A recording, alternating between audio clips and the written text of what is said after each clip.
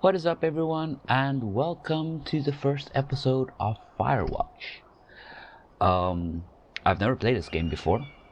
I've seen it on Game Pass a few times, but yeah, it looked good. So I'm playing on my very low-spec laptop, thus the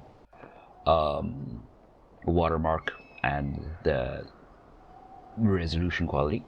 So I do apologize for that. But we're gonna make the best of it, and we're gonna enjoy this journey nonetheless. So, let's get into it.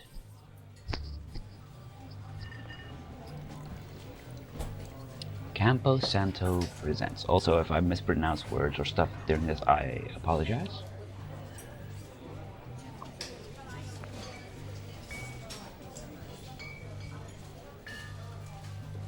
Boulder, Colorado, 1975.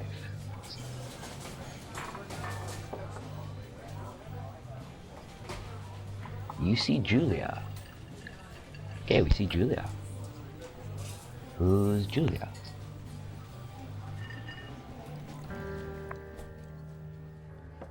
She's about your age, late 20s, laughing with well-dressed professors and grad students from nearby CU Boulder. You, Henry, are out drinking with your pals. You approach her. Okay, so our name is Henry. You're drunk.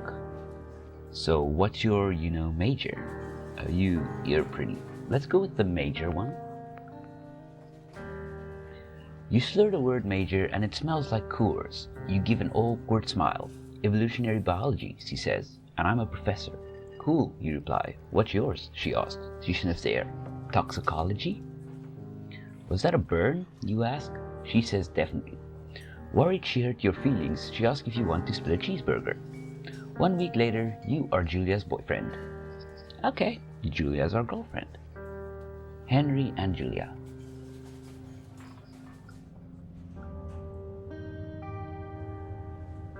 And now we're in an elevator.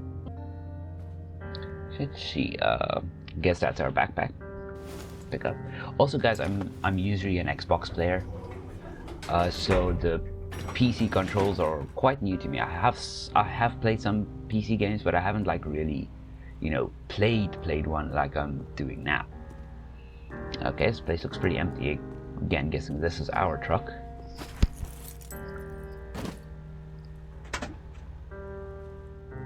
Again, the story continues. You date for over a year. She drives you absolutely nuts. It's great. You move in, you share an apartment near the school with a view of the mountains. You two drink beers out on the deck. You drink beer just about anywhere. Life is good. That's nice. Julia wants to get a dog. Ooh. There's a scruffy, undersized beagle Julia is in love with. She wants to bring it with her to class. There is also an intimidating but gentle-eyed German Shepherd. Nothing bad could happen to Julia while walking this dog. It's badass. Yeah, I think we go with the Beagle Bucket. Julia, we let her pick. Bucket's a good dog, and a week later, you've totally forgotten about the other one. Julia loves him. You love him too. 1979. You talk out on the deck. It's summer, 9:30 p.m., and the heat still radiates off the high desert. What do you think about kids? She asks. Kids? They're not very smart or good at much. I'm saying if you and I had a couple of little idiots. One day why the rush? Or that would be pretty good. Let's go, that would be pretty good. I think that would be pretty good. In that case, we should probably get married. Yeah, I would like that, you say. These kids are going to be screwed up enough. It's probably best for their parents are hooked up, I guess. Couldn't read that last part. Okay, and we've arrived somewhere. Too bad we didn't do the drive on the way. I would have loved to do see the drive.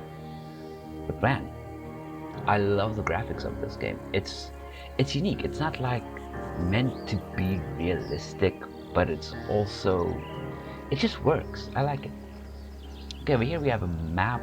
Though there's bears around here. I think we were gonna run into some bears. No fireworks. Okay, I guess we're following this path into the woods. And I just hope we don't see a bear.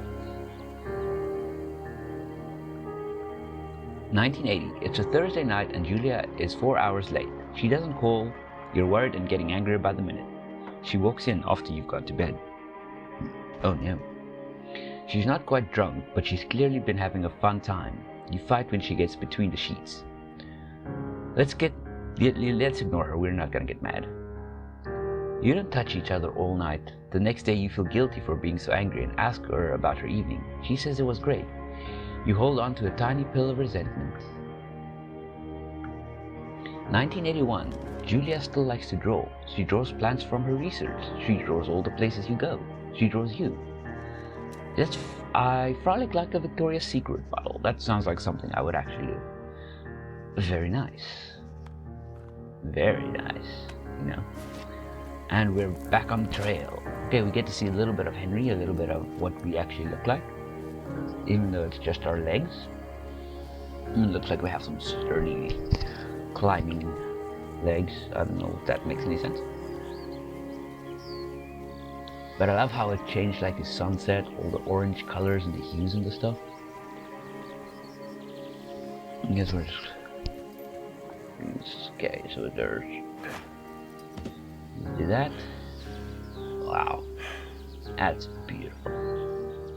1982. During the summers, you and Julia enjoy walking bucket at night.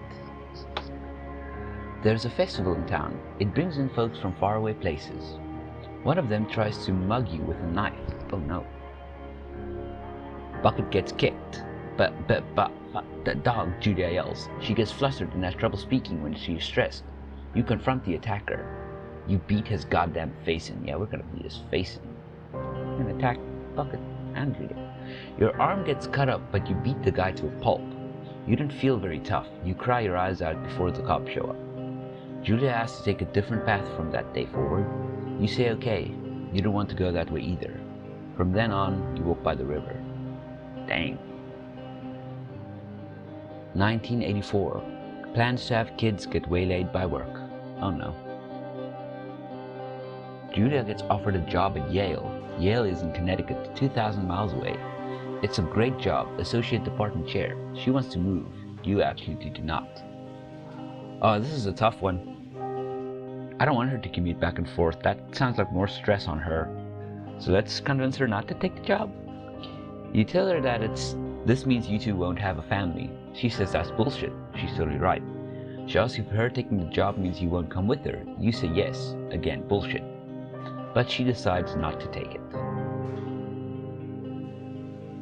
1985. Julia is asked to leave Boulder on paid leave after having an episode. She lost it on a colleague for borrowing books that were important to her research. She didn't remember she had happily loaned them to him just 2 days prior. Uh-oh. This doesn't sound good. She was found crying in the stairwells. Yeah, let's talk about it. We're not gonna make macaroni and drink wine and forget about it. After seeing multiple doctors and having many tests, they're worried that Julia might be suffering from early onset dementia. She's 41. You both decide to keep it a secret for now. Oh, damn. She has dementia at 41? That's terrible. In general.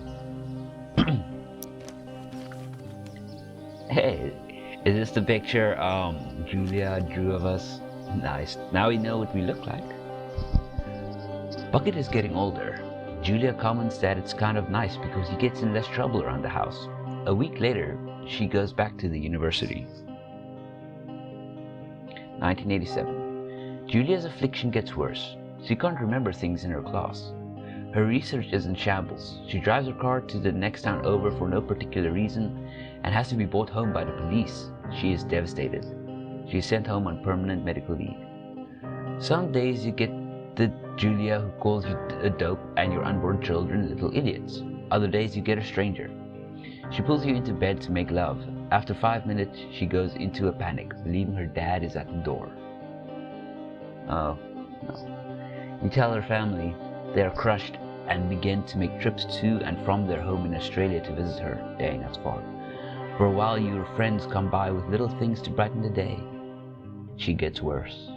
Oh no. I say oh no a lot. You spend your days following Julia around the house. You count the seconds between the 2 weekly visits from Daniel, nurse, or Danielle, I don't know. You suggest that Julia could live somewhere else, somewhere with 24-hour care, a home. It sits with you for a couple of months.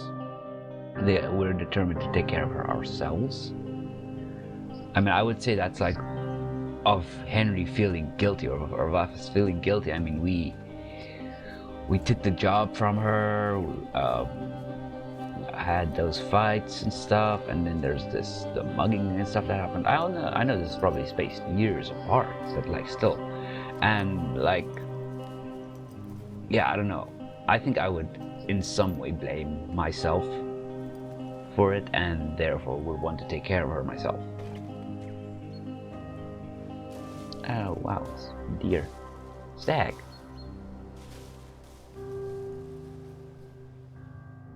It's impossibly hard. The worst is when you get mad at her, like when she tries to cook her own food. You can't do anything without her, and she can't do anything without you. When she goes to sleep, you stay up for a few hours, drinking on the deck, watching baseball in the summers, college basketball in the winters. Drinking then too. You start going out after you put her to bed. The first time you do it, you worry about her getting up and walking around while you're gone. We're not gonna put a chair in front of the bedroom door. We're gonna trust her that she sleeps like a rock. You go to the same bar at the boring end of Pearl Street. It's nice there. Over time you tell Sheila, the bartender, everything. It's your use weight off. You're home and in bed by 1 a.m. a couple nights a week. You look forward to those nights. One night you're stopped at a DUI check. You blow a .10 and are taken to jail for the night. You consider trying to hide it, but you tell your sister-in-law, Susan. Julia's parents takes the next plane from Australia. They can't believe the state your house is in. Then they tell you Julia's coming to live with them. You don't argue. You say you'll visit soon. A few weeks go by. And I couldn't read the rest. So you take it. I guess we got a job at the Firewatch. And we take it.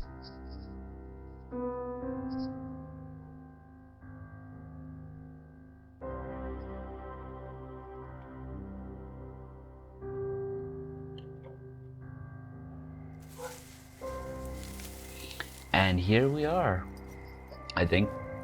Enter the lookout tower, okay. So I'm thinking this is our... Oh wow, look at the moon. I'm guessing our job is like... Well, obviously this is a lookout tower.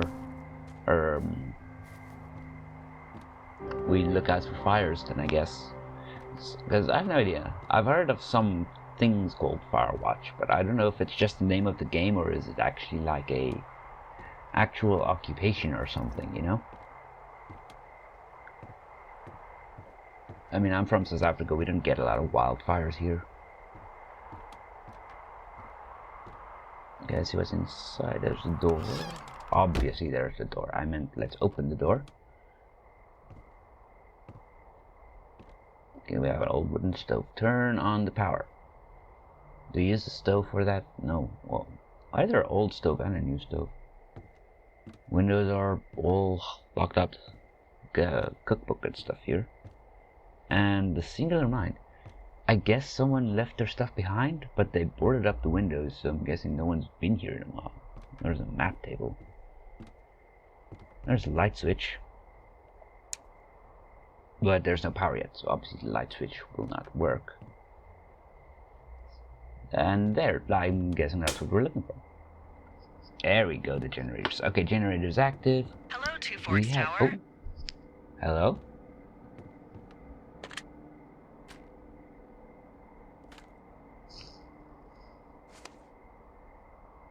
Hold left shift to activate radio. Okay. Release. Nope, that didn't work. Hello? Oh, there we go. Whoever this is? It's Henry, right? Yeah. I'm Delilah. Yeah, that's what the guy said on the phone. So, what's wrong with you? What's Excuse wrong with me? People take this job to get away from something. So, what's wrong? Oh, where do What's I wrong begin? with you? That's a great idea. Go ahead. Look, I just hiked for 2 days, so I don't really follow whatever it is you're doing right now. You take a stab at what's wrong with me. Fine, then can I sleep forever? Sure, buddy. Okay, now go ahead. Okay, hold left shift. Okay, now pick one. I'm gonna say you're rebelling against your mom. Okay, you're probably just rebelling against a mom who wishes you had given her grandkids, by the sound of your voice, at least 15 years ago. You come out here and it really grinds her gears and you love it. Can I sleep now? Well, she also says I fuck immature men, but Oh, damn. in my defense, who wouldn't want a 28-year-old with ambition and energy and some fire in his belly in bed? I guess. Me, I'm going now. Just a second, now it's my turn. Okay, Oh, God. good night, bye. Let's Huh? see. I don't know Oh, anything nope, about you, he's not. but 9 times out of 10, He's still going. folks out here simply got dumped. I did not get Is dumped. that it? Close? Good night. Good night. Welcome to the job.